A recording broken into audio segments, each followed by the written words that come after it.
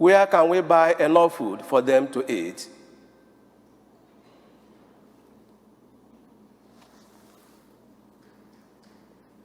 We may ask, why did Christ ask his disciple, where can we buy enough food for them to eat? Maybe the reason for asking that question to his disciple is to remind his disciples of the need for them to be sensitive to the needs of others.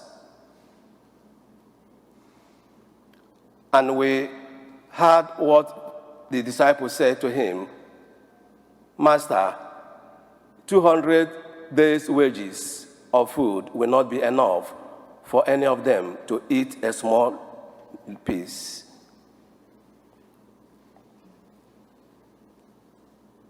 But still, Christ wants to feed them. Luckily for them, Simon, the brother of Simon Peter, said to Christ, Master, there is a boy here who has only 5 loaves and 2 fishes. But what will this be for so many? Then Christ said, bring the 5 loaves and the 2 fish. With the 5 loaves and 2 fishes, Christ prayed over them. He gave the disciples, the 5,000 people, they ate, and they were all satisfied.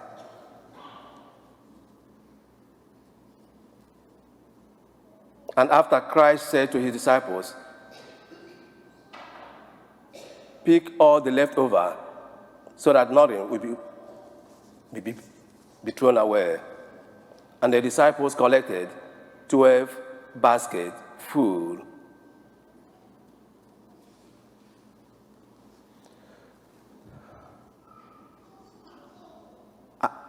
Is this a miracle of the multiplication of bread? Is this still possible today in our midst? Is it still possible today in the world? I think the miracle we had in the first reading and the one we had in the third reading was and is still possible in this world, if only you and me and all of us will be able to agree to share our gifts, our talents with our brothers and our sisters.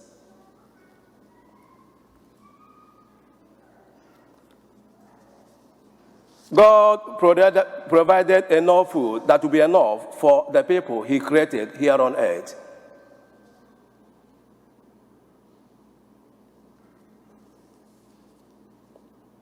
But the problem is that at times, because of lack of charitable attitudes, it was difficult for us to share what we have with our brothers and sisters.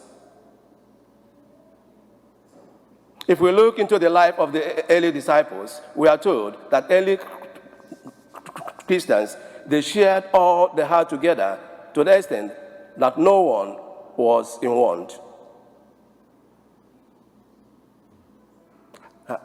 If the young boy that gave his 5 loaves and 2 fish, if he said no to the disciple,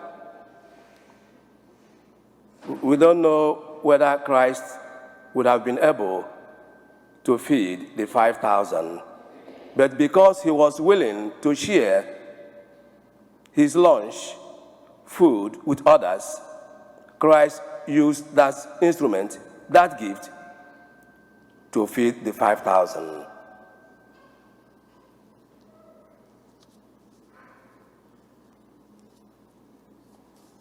God has provided in the world enough for all those he created, but sometimes lack of charitable spirit militates against the realization of integral human welfare. As Christians, we need to commit ourselves to share and to work in communicating his compassion to all, as the early Christians did.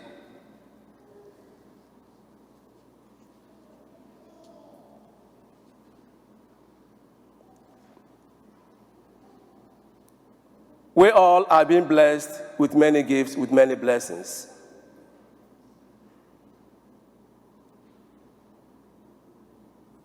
And if we use those gifts and those talents and those blessings and those gifts that God has given to us, if you can share those gifts with others, we think a lot of people will not be hungry today.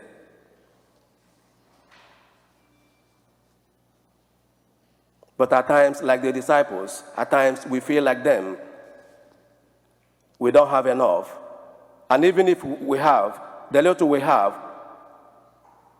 will not be able to go a long way. But we know too well that if we put that little we have into the hands of Christ with faith, that God can do great things with the little that we have.